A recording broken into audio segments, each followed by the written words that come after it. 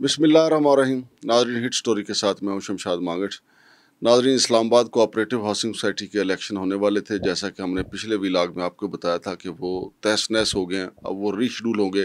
अगला शेड्यूल कब आता है और उसमें कौन इलेक्शन लड़ सकता है, कौन इलेक्शन नहीं लड़ सकता है। चूँकि हमने आपको ये भी बताया था कि सोसाइटी के जो नायब सदर हैं राणा शाहिद सरवर, जो राणा फरीद नायब सदर हैं, उनके भाई जो हैं, उन्होंने अप्रैल 2025 में वोट बनवाया, जबकि उस वक्त एडमिनिस्ट्रेटर मौजूद था। लिहाजा ऐसा हो ही नहीं सकता, क्योंकि एडमिनिस्ट्रेटर की मौजूदगी में ना तो कोई फाइल ट्रांसफ़र हो सकती है और ना ही कोई नया मेंबर बन सकता है। तो फिर कौन से मुवक्किलात थे जिन्होंने राणा शाहिद सरवर को यहाँ का वोटर बनाया, और फिर वोटर ही नहीं बनाया, फिर वो नायब सदर के उम्मीदवार भी हो गए। और दूसरी इसके साथ साथ जुड़ी जो बड़ी खबर है नाजरीन, ये मामला हमने इशारतन उस दिन आपको बताया था कि मामला जो है FIA में चले गए हैं।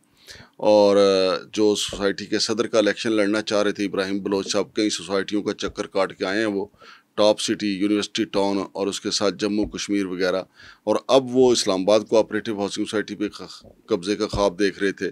और उसको मुआवनत हासिल थी मुकम्मल तौर पे जो नीचे बैठे हुए लैंड स्टॉक वाले हैं। लैंड स्टॉक वालों के पास वसी तजर्बा था इस्लामाबाद कोऑपरेटिव का, क्योंकि वो मेहदी शाकर और सरदार रफ़ीक के साथ उन्होंने बहुत ज़्यादा लंबी चौड़ी यहाँ पे करप्शन की थी। तो लिहाजा अब सरदार रफ़ीक और मेहदी शाकर जो के मंजर से गायब हैं, इसलिए अब उन्होंने एक नया सरपरस्त ढूंढा था। उसको सोसाइटियों में प्लाट बेचने का तजर्बा हासिल था, फाइलें बेचने का तजर्बा हासिल था। तो उसको लेके आए थे बतौर डेवलपर के। तारफ़ उनका करवाया गया कि जनाब ये आएंगे तो जनाब आपकी ज़िंदगी बदल देंगे। इब्राहिम बलोच साहब, ऊपर भी बलोच लाए थे, नीचे बलोच लैंड स्टॉक वाले। तो हम तुम होंगे बादल होगा, रक्स में सारा जंगल होगा, ये प्लानिंग थी उनकी कब्ज़ा करने के बाद। लेकिन फ़िलहाल तो चूँकि सारा मामला रुक गया है, अब इलेक्शन रीशेड्यूल होंगे, नई तारीख आएगी, पता चलेगा सदर का इलेक्शन कौन लड़ेगा, नायब सदर का इलेक्शन कौन लड़ेगा, जनरल सेक्रेटरी का इलेक्शन कौन लड़ेगा, लैंड स्टॉक वालों की क्या पोजीशन होगी। अब पोजीशन बिल्कुल बदल जाएगी, चूँकि मामलात FIA में हैं और FIA में रिकॉर्ड भी चला गया है। स्टूडियो में मेरे साथ मौजूद हैं जनाब जावेद भागड़ साहब। जावेद भागड़ साहब के पास काफ़ी मालूमात हैं इस हवाले से। उनसे हम जानते हैं कि FIA में जो तहकीकात शुरू हुई हैं उसमें कौन सा रिकॉर्ड उनके हवाले किया गया है, और क्या FIA की जो तहकीकात हैं आइंदा का जो इलेक्शन होगा उस पर असरअंदाज होंगी। अस्सलाम वालेकुम जनाब जावेद भागड़ साहब। वालेकुम अस्सलाम जनाब भागड़ साहब, अब ये मामला इनका रीशेड्यूल तो हुआ, इलेक्शन तो बढ़ गया।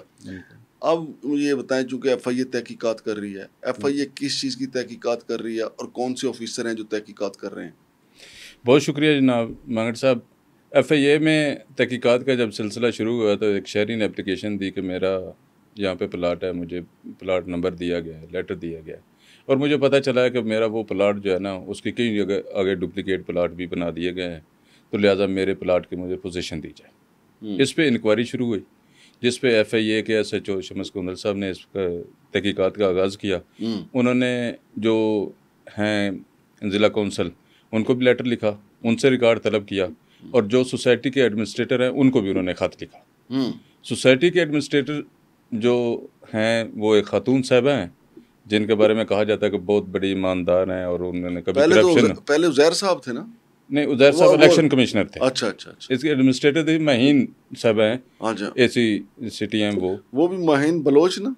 नहीं, महीन बलोच महरीन बलोच हैं वो, और ऐसी हैं। ये महीन साहबा जो है ना, ये पहले ऑफिसर एक डिपार्टमेंट कस्टम में रहे, वहाँ से फिर ये इन्होंने दोबारा से CSS करके तो इस तरफ जी आई हैं। अच्छा। और उनकी अच्छी रेपो है मार्केट में। लेकिन वो एडमिनिस्ट्रेटर मुकर्रर हुई, रिकॉर्ड मांगा गया, उन्होंने रिकॉर्ड काना पिला जिसमें पंजाबी में कहते हैं, कोई दिया आंखों में पट्टी बांधने के लिए, लेकिन असल रिकॉर्ड जो है गोंगलों तो मिट्टी चाड़ी, गोंगलों में मिट्टी चाड़ी।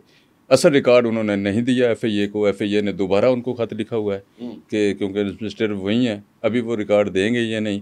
आज मेरे ज़रा ये कहते हैं कि ज़िला कौंसल अटक वालों ने FIA में अपना रिकॉर्ड पेश कर दिया है। उस रिकॉर्ड के मुताबिक उन्होंने 495 कनाल का जो शुरू में 2010 की बात है, ये उस वक्त NOC लिया था, लेआउट प्लान की परमिशन ली थी, तो वो उन्होंने पेश कर दिया है। उसका नक्शा भी उन्होंने पेश कर दिया है, बाकी भी चीज़ें कर दी हैं। उसमें उन्होंने 5 जो ब्लॉक्स हैं ना उनका भी नक्शे में जिक्र है कि 5 ब्लॉक, लेकिन यहाँ तो 5 नहीं, A से लेके Z तक, A12 से लेके Z12 तक वहाँ पे प्लाट बिक चुके हैं, जहाँ पे 40,000 मांगट साहब प्लाट्स निकल जाए। 495 कनाल में कितने प्लाट्स निकल सकते हैं, आप अंदाज़ा कर सकते हैं, आप समझ सकते हैं, या सोसाइटीज़ वाले इसको बेहतर जानते हैं कि किस तरह से ये 495 कनाल में कितने प्लाट ये सेल कर सकते हैं। और वो जब लेआउट प्लान होता है, लेआउट प्लान की मंजूरी है, एनओसी नहीं है। जो शम्स गोंदल साहब तहकीकात कर रहे हैं, जी जी, इस तहकीकात के नतीजे में पिछली मैनेजमेंट की गिरफ्तारियां होंगी या मौजूदा की गिरफ्तारियां होंगी?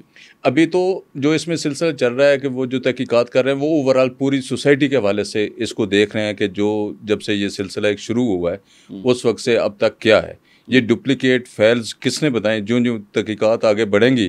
क्योंकि ये जो मामला चल रहा है ये इंक्वायरी का, ये 2024 का चल रहा है। 2024 में पहले पिछली मैनेजमेंट चली गई थी, नई मैनेजमेंट आ गई थी, इन्होंने भी डुप्लीकेट्स बनाई, हमने मिलके उस पर, मैंने भी और आपने भी इस पर काम किया था, तो हमने बताया कि इन्होंने डुप्लीकेट फाइल्स काफ़ी तादाद में, हज़ारों की तादाद में निकाली हुई, जिसको ये अभी वैलिडेट करने के लिए इब्राहिम बलोच साहब भी मैदान में उतर आए हैं, जो सेक्रेटरी ऐसे बने थे लैंड स्टॉक के, अली बलोच, उन्होंने भी ये इस पर बड़ा काम किया और बड़ी फाइलें निकाली उसने।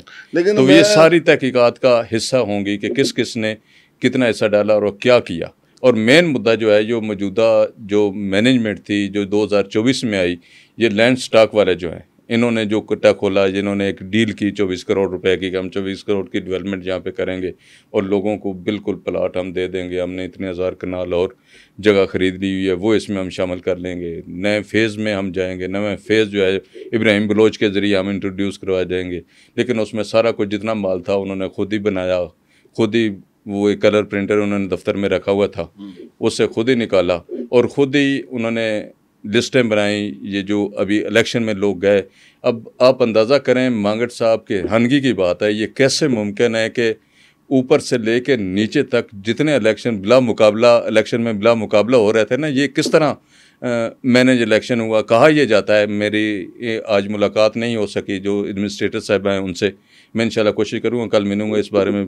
कहा यह जाता है कि ये सारा कुछ जो मैनेज हुआ वो महीन साहबा के ऑफिस से हुआ, चाहे वो उनका कोई क्लर्क है या कोई उनका कोई ख़ास आदमी है जिसने ये लैंड स्टॉक और राना फरीद के ज़रिए मिल के जो है ना इसको लिस्ट बनाई और इसको आगे लेके चल रहे हैं। नहीं, ये तो जुर्म हुआ सो हुआ ना। अब इलेक्शन होंगे रीशेड्यूल, जो मेरी मालूमात है ना, मैंने भी FIA से रब्ता किया था, मेरी मालूमात के मुताबिक देखें, अब जब तहकीकात होंगी तो जितने ये लोग हैं सारी बॉडी दागदार होगी, क्योंकि एक बंदे ने दरख्वास्त वहाँ पे दी कि जी मेरा वहाँ पे प्लाट है और ये प्लाट नहीं दे रहे, वो उनका ये कहना है कि पिछली बॉडी की भी तहकीकात होंगी। और ये जो इल्ज़ामात सामने आ रहे हैं इब्राहिम बलोच के हवाले से कि उन्होंने जी टॉप सिटी में ये किया, यूनिवर्सिटी टाउन में ये किया, जम्मू कश्मीर में ये किया, उनकी भी तहकीकात होंगी। लिहाजा अगर वो सदारत के उम्मीदवार हैं तो दागी तो वो भी हो जाएंगे। फिर राणा शायद सरवर जो हैं उनके बारे में कहा जा रहा है कि जी उनका तो वोट बन ही नहीं सकता था, वो उम्मीदवार कैसे बन गए, इसकी भी तहकीकात होंगी। तो फिर वो भी दागी हो गए। फिर आगे आ जाए लैंड स्टैक वाले मनीर साहब, अली बलोच साहब, तो वो तो सदाबहार दागी हैं। तो वो ना अपने कैंडिडेट कैसे लाएंगे, वो खुद इलेक्शन कैसे लड़ेंगे, वो इब्राहिम बलोच को कैसे इलेक्शन लड़ाएंगे, क्योंकि ये तो हो नहीं सकता कि वो बंदा सामने लाएं और मेंबरान को पता ना और वो FIA जाके शम्स गोंदल को ना बताएं कि जनाब ये बंदे ये अपने सामने लेके आए हैं। क्योंकि जो FIA वाले हैं, FIA का कहना ये है कि अब हमने देखना ये है कि इन्होंने जो फाइलें बेची हैं, जो नलका लगाए रखा है इन्होंने, ट्यूबवेल बल्कि लगाए रखा फाइलों का, जब ज़मीन नहीं थी तो फाइलें किधर फरोख्त हो गई। आपको पता है मरियम बीबी जो है, मरियम नवाब, उन्होंने कहा गुज़िश्ता रोज़ एक इजलास किया है, उसमें उन्होंने कहा कि क्या इंतज़ामिया कहाँ सो रही थी जब लोगों के साथ फ्रॉड हो रहा था। अगरचे उन्होंने मजमूई तौर पे कहा दुरुस्त है, बिल्कुल ठीक कह रहे हैं। और उन्होंने जो पिंडी में, लाहौर में जो सोसाइटियाँ बनी हैं, अब ये देखें कि हम पहले दिन से कह रहे हैं ना कि इसका नाम है इस्लामाबाद कोऑपरेटिव हाउसिंग सोसाइटी, और इसका दूर की भी रिश्तेदारी नहीं है इस्लामाबाद के साथ। अब रिकॉर्ड कौन दे के गया? चाहिए तो ये था ना, रिकॉर्ड देता यहाँ पे इस्लामाबाद कोऑपरेटिव, रिकॉर्ड किसने दिया FIA को? अटक जिला कौंसिल अटक ने, यानी वहां पे जाके इनका सारा मामला है। और नाम इस्तेमाल हो रहा है इस्लामाबाद का, वारदात हुई इस्लामाबाद के नाम पे। तो ये तो एक 420 का अलग से पर्चा बनेगा। फिर मुझे एक और दोस्त हैं इसी के इस्लामाबाद कोऑपरेटिव के, उन्होंने कहा कि मांगट साहब जिस तरह वो आपने बताया कि किंगडम वैली वालों को 15 करोड़ जुर्माना हुआ है, हम एक दरख्वास्त लेके जा रहे हैं, हम भी कंपटीशन कमीशन में जा रहे हैं बिल्कुल कि जनाब इन्होंने इस्लामाबाद का नाम इस्तेमाल करके हमारे साथ धोखा और फ्रॉड किया। बिल्कुल। और दूसरा, इनकी रजिस्ट्रेशन अटक में होनी चाहिए थी, फतेह जंग में होनी चाहिए थी, इन्होंने इस्लामाबाद में करवाई।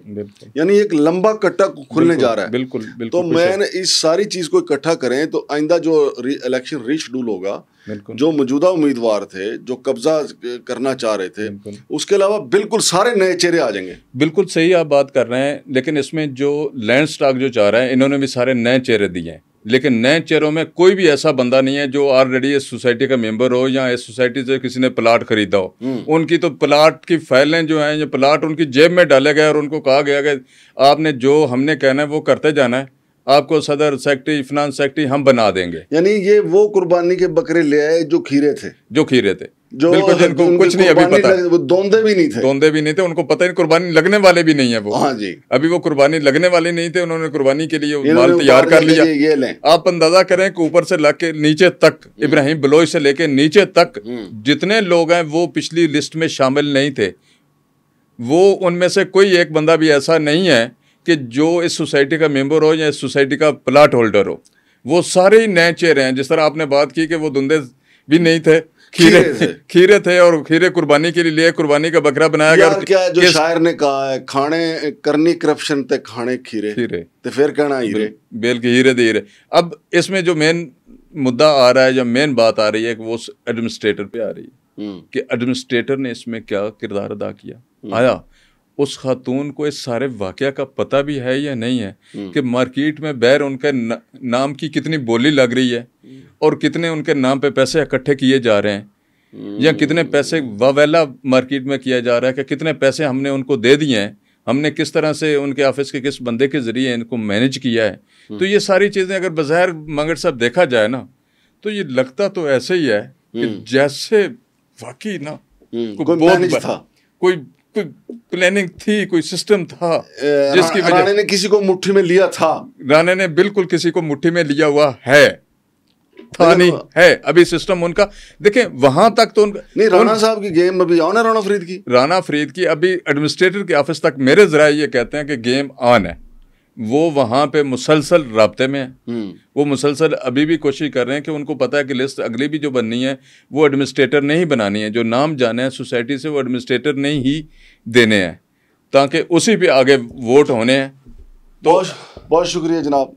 कोई बात अगर रह गई है तो जनाब मैं हाजिर हूँ। कोई मेरा ख्याल है हमने सारा मुद्दा तो बयान कर ही दिया। बिल्कुल सारा मुद्दा हमने बयान कर दिया। सिर्फ एक छोटी सी बात रहती है, मेरी उन अफसरान से गुजारिश है जिनके दफ्तरों के दरवाजों के बैर खड़े होके बोली लग रही है, बैर जेब में पैसे लोगों राणा फरीद लेके लोगों से डर रहा है और अंदर जाके एक लेटर ले आता है और लेटर भी वो जैली होता है, वो दूसरे को थमा देता है और अगले रोज जनाब उसके दफ्तर में वो बंदा कुतिया करती है, बहन माँ की गालियाँ निकालता है कि इनको दोनों भाइयों को जो सदर कामरेज सोसाइटी हैं जनाब राणा वहीद साहब और जनाब राणा फरीद साहब, दोनों की मौजूदगी में वो वहाँ पे वो कुत्ते वाली उनकी करता है। और वो क्योंकि बेनिफिशली हैं, जब अंदर हराम चला जाए ना तो बंदे की ज़बान बाहर नहीं निकलती, वे बोलते नहीं हैं। तो उन्होंने उस पर खामोशी इख्तियार की। इस हवाले से और भी बहुत सारी इन्फॉर्मेशन है, लेकिन आपका प्रोग्राम क्योंकि थोड़ा लंबा और आप कहते हैं प्रोग्राम स्टार्ट करना है, तो इंशाल्लाह उसको अगले प्रोग्राम में हम शामिल कर लेंगे।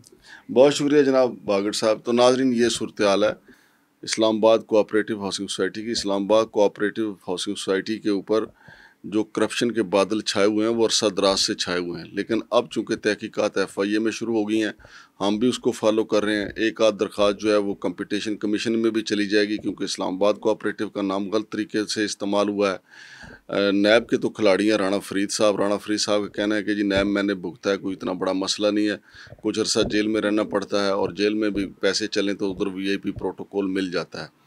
लेकिन अब देखना यह है कि आवाम को पैसे मिलते हैं या नहीं। पंजाब हुकूमत भी बड़ी सरगर्म है।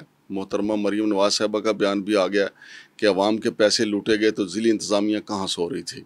ये बड़ा खुश आइंदा है। और जहाँ तक ज़िली इंतज़ामिया इस्लामाबाद का तल्लक है, जो जावेद बागड़ साहब ने सवाल उठाया कि वो अपने बाहर गेट पे खड़े हुए लोगों की भी तलाशी लें जिनको पैसे थमाकर मुबैना तौर पे जाली किस्म के जो आर्डर हासिल कर लिए जाते हैं। इसमें अगर कोई फ़रीक जो है मौक़िफ़ देना चाहे, इब्राहिम बलोच साहब कोई मौक़िफ़ देना चाहें, स्टॉक लैंड वाले अपना कोई मौक़िफ़ देना चाहें, राणा फरीद साहब को मौक़िफ़ देना चाहें, या ज़िली इंतज़ामिया में से कोई अफसर अपना मौक़िफ़ देना चाहे तो हम हाज़िर हैं, लेकिन हम इस केस को साथ साथ चलाएँगे, चूँकि ये 30 साल हो गए इस सोसाइटी को बने हुए, यहाँ करप्शन के अलावा कोई दूसरा काम नहीं हुआ। शमशाद मांगट और जावेद भागट को इजाज़त दीजिए। अल्लाह हाफ़िज़।